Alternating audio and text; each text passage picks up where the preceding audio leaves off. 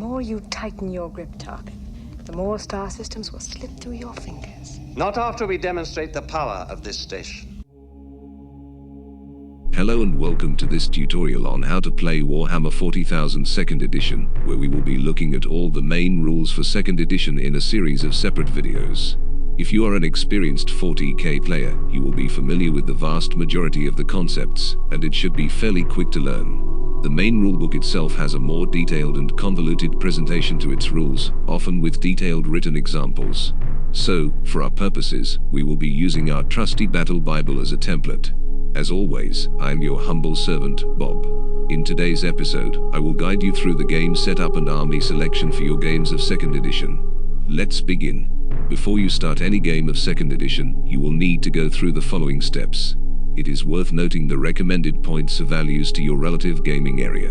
A good rule of thumb is 100 to 300 points per square foot of table. I think games of 400 to 750 points on a 3x3 area are the minimum requirements for the game, but your mileage may vary. The preliminary phases for the game are as follows. Step 1, agree a points limit. Step 2, build your army to the agreed points. Step 3, terraforming, the placement of terrain onto the battlefield. Step 4, establish deployment zones, where your forces are set up at the start of the game. Any configuration you wish is possible, typically so long as there is at least 24 inches between forces at the start of the battle. Optional steps at this stage include the drawing of mission cards and strategy cards. In short, the mission cards contain both primary and secondary objectives for your army to achieve in the upcoming battle. Examples include Take and Hold, where you must secure and hold a building or some other terrain feature from the enemy, and Assassins, where you must kill the enemy commander. We will look into missions later. If you do not select random missions, then players may agree on an objective before the battle, such as destroying a building by occupying it, and placing demo charges or defending a strategic asset, etc. This is where more narrative elements can come into play. For current 40k players, strategy cards are like one-use stratagems you randomly select before the battle, with a limit of up to 1 card per 1,000 point increments, so a 1200 point army would draw 2 strategy cards. These cards have some issues, with many players opting to remove certain cards altogether. There is plenty of scope to convert the stratagems of 8th or 9th edition into faction-specific strategy cards. Steps 7 to 10 are to determine the deployment and setup order of your armies, using your army's strategy rating. You should always feel free to set up how you wish depending on the sort of game you want to play. The final 5 steps are to determine who goes first, establish a turn limit to the game, playing the game itself in alternating turns, and then finally determining who is the victor, based on the outcome of the missions handed out or selected earlier. It is worth noting that in 2nd Edition, if you complete your primary objective, while preventing your opponent from achieving this, you stand a good chance of winning the game, if you can keep your casualties down. That concludes the basic 15-step summary. As you can see, many steps could easily be grouped together. Now we shall take a look at how to build an army in 2nd Edition. Just like matched play in 8th and 9th Edition, typically players agree a points limit before starting the game. If this is your first game of 2nd Edition, I recommend no more than 500 points, agreeing a limit of perhaps a single vehicle per side. Armies are then generally selected between 3 elements based upon a minimum and maximum percentage of the agreed points limit. These elements are typically split between the following: characters, squads and support. The percentage limit of each element, and even elements themselves, may change from army to army, but the default is as follows. Characters may make up to 50% of the army's total. This often includes veteran squad leaders, such as Elder Exarchs and Space Marine veteran sergeants.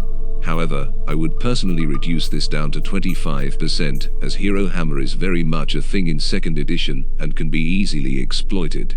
It is also worth noting that some army lists, as they are written, force you to take a certain character, no matter the size of game. I would suggest ignoring certain instances where one of anything must be included, using common sense as a guide.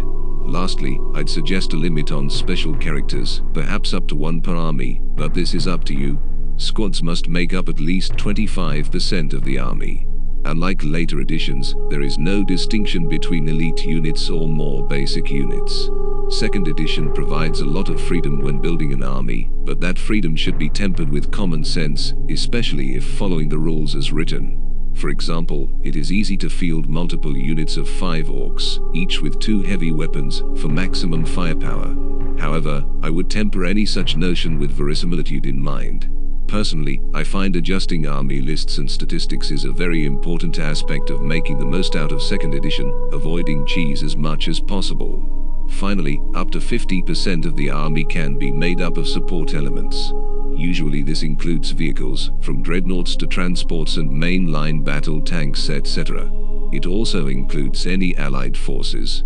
In 2nd edition, allied forces are easily taken, and it is one of the game's strengths from a collector's point of view. Certain armies may have a different structure, most notably the Imperial Guard, but we will take a closer look at them later.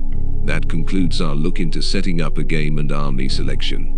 I have left a few examples of army lists, taken from the pages of White Dwarf, so you can get a sense of how many models you will need in a typical game.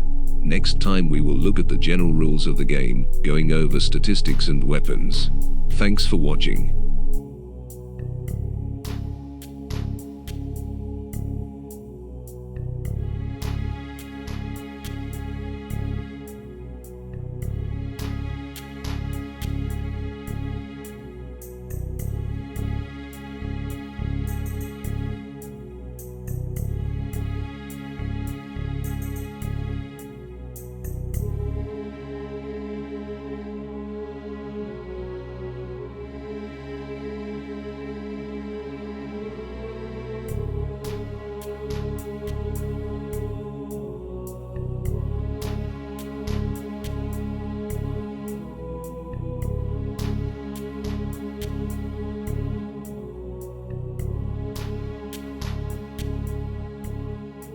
Please like, subscribe and comment for more 2nd edition content.